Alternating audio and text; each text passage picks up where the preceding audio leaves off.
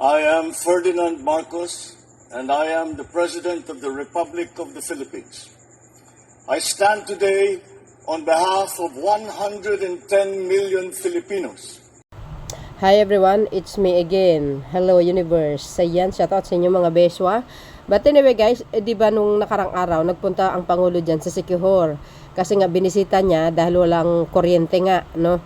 So ang ginawa ng Pangulo, sinulusyonan niya. Mayroon po siyang ginawang paraan para maibsan yung problema po sa Siquijor. Kaya ang utos ng Pangulo, yung gensets galing sa Palawan. Actually guys, speaking of Palawan, may problema din ng Palawan. Ngayon, okay na. Sabi ko sa inyo kakabay si PBBM. Tapos na po problema ng Palawan, kaya yung dalawang genset ipinadala na sa Siquijor. Yan po ang ginamit nila ngayon. Kung nakikita nyo ngayon yan, yung kulay orange, ayan o. Ayan o. Sabi po dito, gensets arrive in Siquijor after BBM visit, power to be restored to much of Siquijor by tomorrow. 17 hours ago, kahapon po yun, I think. Yes, June 12, no? 2025. So, dahil dito, mga besa, yung sinabi ni Yusek Castro, mayroong pinadala na genset yung SIPCOR. Yung, siyempre, alam po natin kung kanino yan, kay Villar. Nagpadala ng genset, palpak pa. Di kayo naloka? Ito, pakita ko sa inyo ang mga highlights na pinadala yung dinala po yung genset galing Palawan. Ito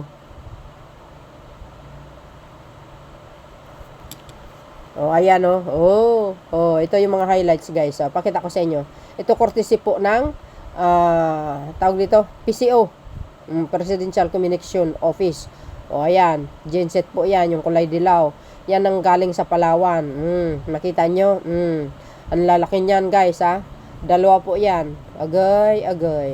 Ang galing ni PBBM so dahil dito mga best, tulad ng sinabi ni Secretary Yusek Castro, yung genset daw galing sa SIPCOR, palpak.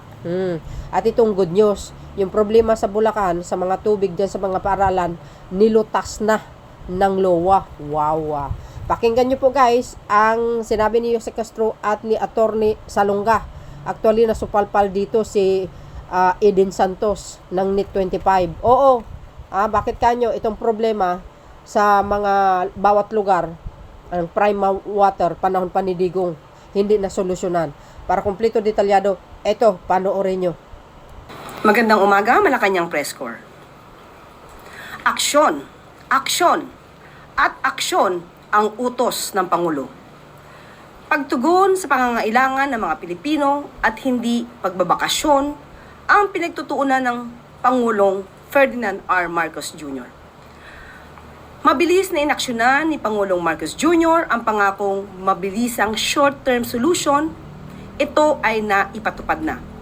Dumating ang 1 megawatt rental genset ng SIPCOR mula sa Santa Rosa, Laguna na install sa SIPCOR plant sa Lazi dahil sa utos ng Pangulo.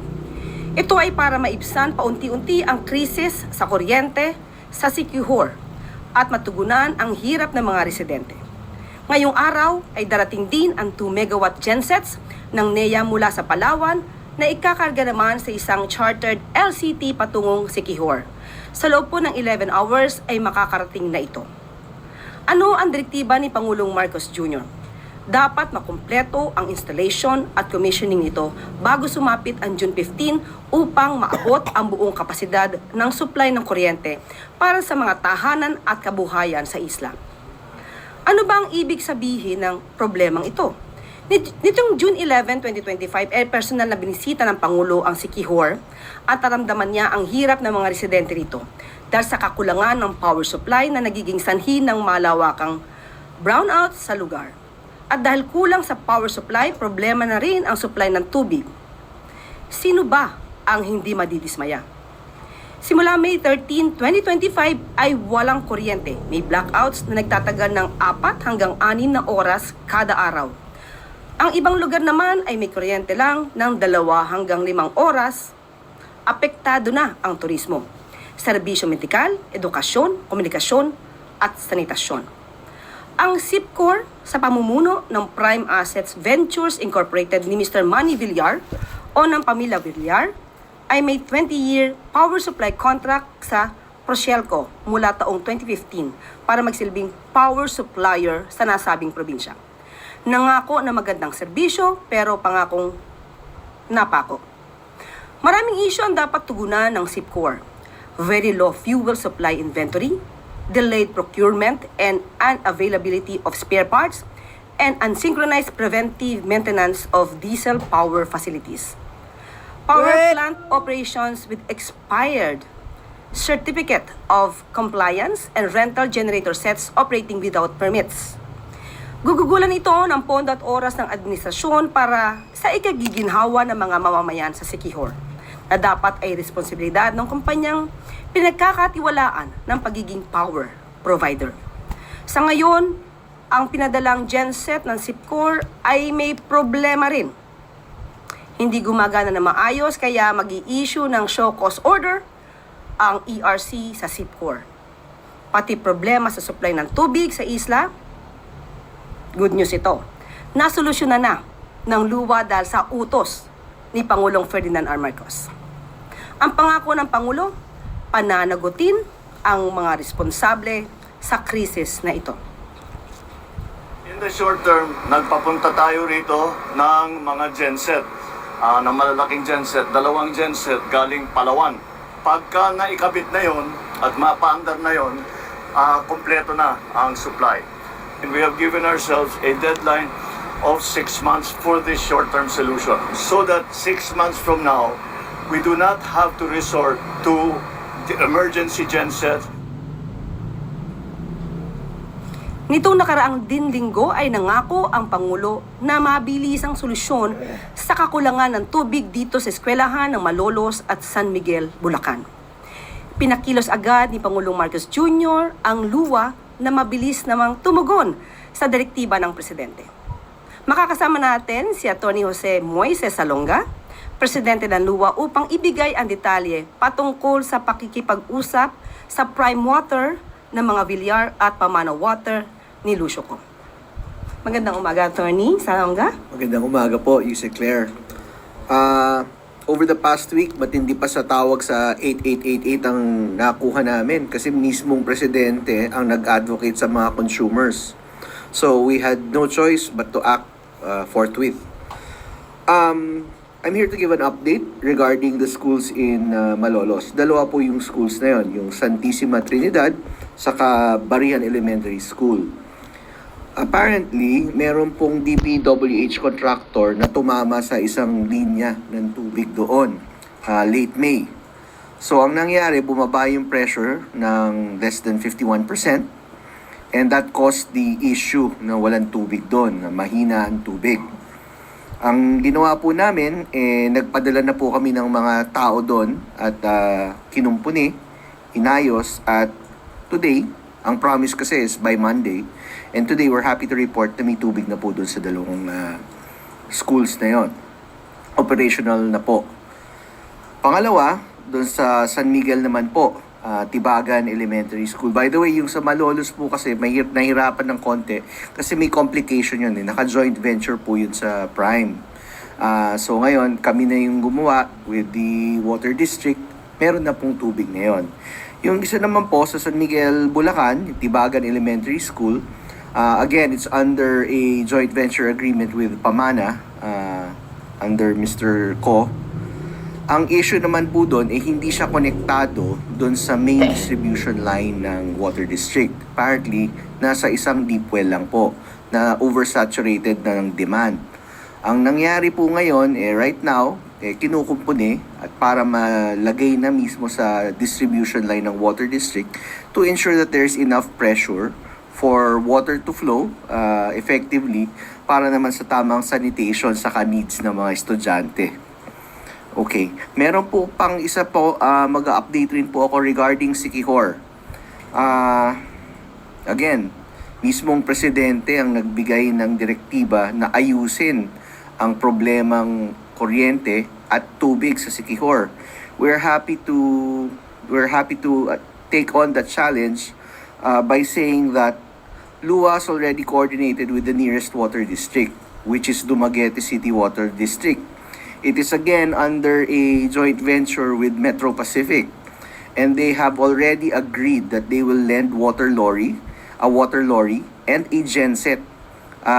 Dadali na yun sa Siquijor Island. Note that we also have identified a water source para pagkukunan ng tubig ng water lorry na yun. And the genset na ipapadala doon is only for water operations. So iba pa to doon sa pinadala ng NEA and iba pang relief gensets doon. This genset is just for water operations. Also, last week we have approved a financial package for the upgrading of the Siquijor Water District. So with that, the long-term solutions would be met, as well as short-term needs of the water district. Thank you, ma'am. Questions for Attorney Jose Salonga, please. Christian Yosores, Radyo 630.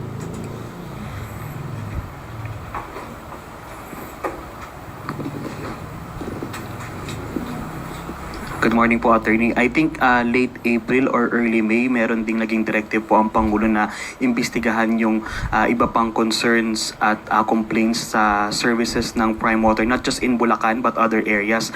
Meron na po bang result yung investigation na yun? We are already finishing our report. Hindi ko lang mapipreempt. Bibigay po namin sa Presidente yun. And after his appreciation of the facts, then we'll be able to share the contents of such report. Maricar Sargan, Brigada. Good morning, Attorney. Update lang, sir. Maliban po dito sa Malolos and sa San Miguel, Bulacan, kung meron din po kayong mga info, kung may iba pang mga paaralan na may same na problem sa tubig. Actually, lahat po, 532 water districts, pinadala namin ng memorandum circular with an attached form to report all issues regarding water supply sa kanilang water districts. This covers both private and public schools. We are now processing all of those reports, and we can hand it to you or share that to you once we've finished, hopefully by Monday or Tuesday. Ito pong memorandum circular, sir, right after lang nung nag-utos si Pangulong Marcos. Immediately after. Yes, immediately after. Thank you po. Thank you, Maricar. Next question, Eden Santos, Net25. Sir, wala po bang plano ang luwa na i-take over yung mga water, yung mga sinusuplayan po ng Prime Water para naman masiguro natin na tama, may sapat na supply ng tubig at malinis po yung na ibibigay sa mga consumer? It is one of the things that we may look at, but it's not really, ang solution doon is to provide water immediately. Now, I believe the contracting party has obligations to meet. So, una simulan natin doon. Once, if hindi talaga magagawan, we'll cross the bridge when we get there. Matagal na po itong mga joint ventures na ito ano po ng Prime Water. Bakit po humaba pa ng tumagal pa ng ganito sa ilalim ng Marcos administration? Ngayon lang pa talaga lumutang itong mga problemang ito? Kasi dati po marami na rin kami naririnig na Yes. issue about sa service at saka po sa supply ng tubig ng Prime Water. Mabuti na ngayon na na-actionan. No? Kasi actually marami na talagang issues to even before pa the Marcos administration came. In fact, lumobo nga to before pa eh. So right now, napapansin na. So I think that's something that we have to be happy with, that right now we are actually taking care of the consumers who are affected by this problem. Opo, 3 years na po sa pwesto ang Pangulo. Ngayon lang po ba ninyo napansin itong mga problemang ito? Kung matagal na po pala. Actually, ma'am, kung 3 years na po ang Pangulo, 1 year pa lang ako. Ngayon ko na ina-actionan. So maybe we should be asking other previous administrations. But I think, to be fair with them, they have addressed the situations also. Ngayon lang yata lumala. O, di ba? Supalpal ka, Eden Santos. Buti nga sa'yo yan. Ivan Marino.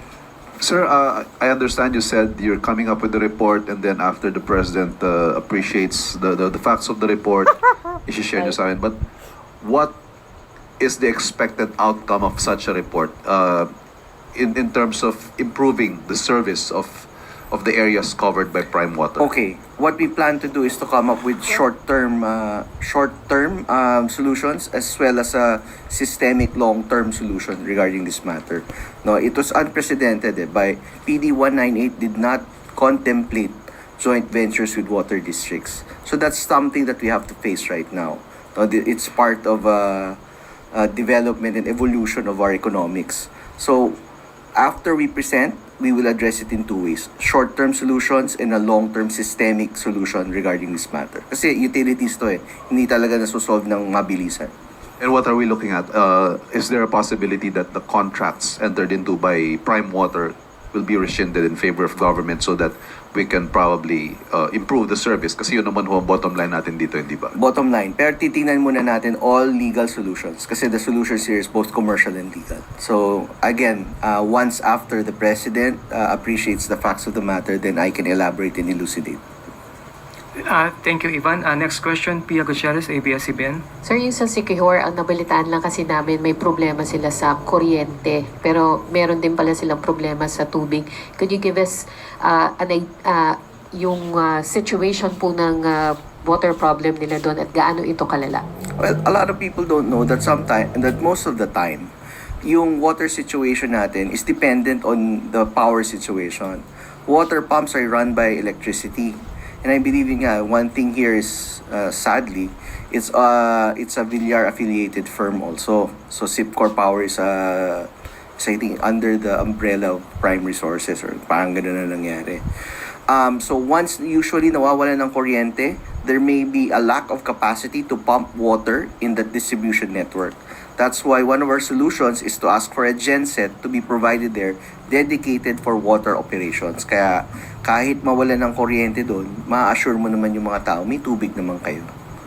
Pero beyond this short-term solution, sir, may nakikita tayo na a more permanent fix to the problem. LUA, I have approved a financial package for the water district to improve their network. So hopefully that addresses their issue for the long term. Thank you, Pia. Next question, Tristan Nodalo, Newswatch Plus.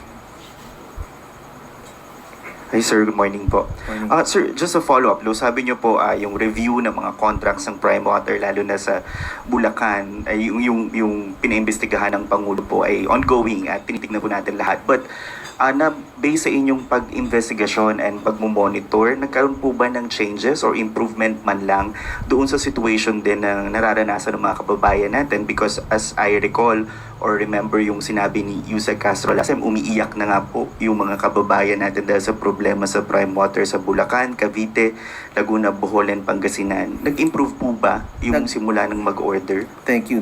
Nagbigay ng catch-up plan ng Prime Water. Ngayon, pinag-aaralan namin yung feasibility ng catch-up plan nila. Kasi, di ba, sabay-sabay ito.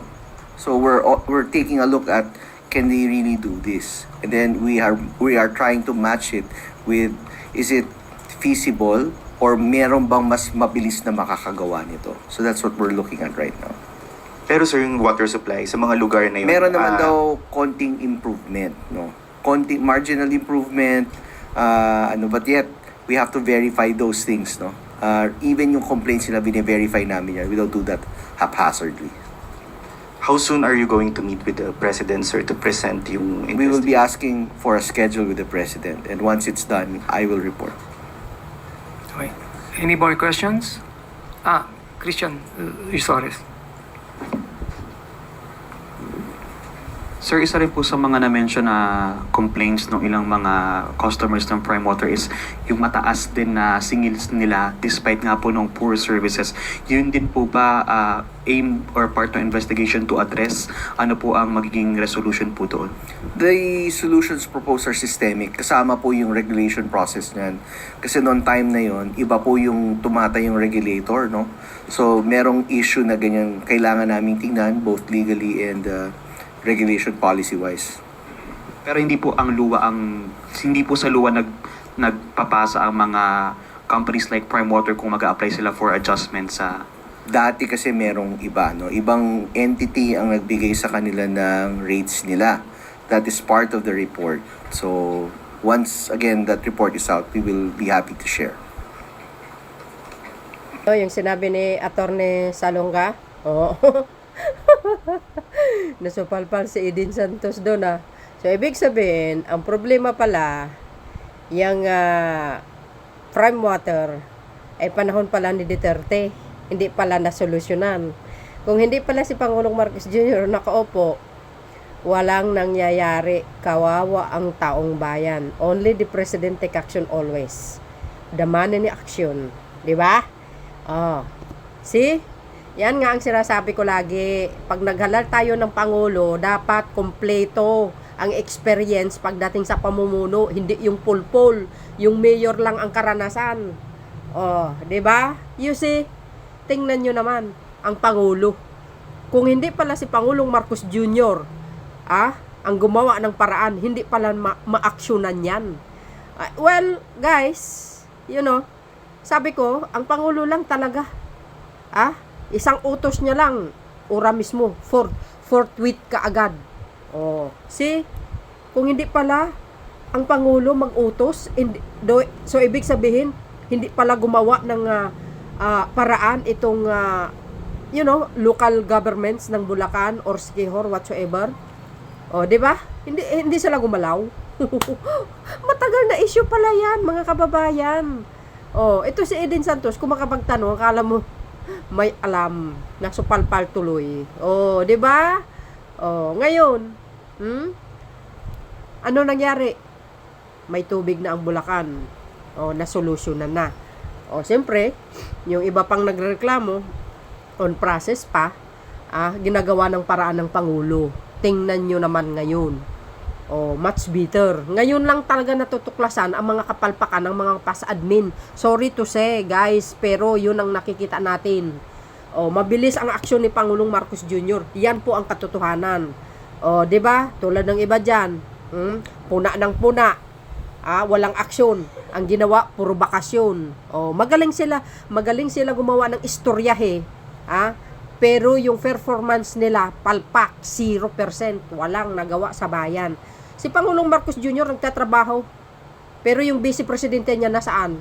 Puro paninira. Kasi maaga silang nangampanya for 2028. So yun guys, ano pong masasabi nyo dito? Ako, saludo po kay Pangulong Marcos Jr. Wala po ako masasabi kasi lagi niyang tinutugon ang problema. Kaya nga sa lahat ng mga LGU, sa mga local governments, ang problema nyo, idulog sa Pangulo, pumunta kayo doon sa Malacanang. Sabihin nyo sa Pangulo ng harap-harapan. Diba? For sure yan, papakinggan kayo. Yan pa, Pangulo na yan, mapagmahal sa kapwa. May malasakit, lalo na sa mamayang Pilipino, sa mga mahihirap. Makamasa yan, yung Pangulo na yan, kahit sinilang na mayaman. So yun guys, maraming salamat sa inyong watching. See you again on my next upload video. Bye bye bye and babus. God bless Philippines.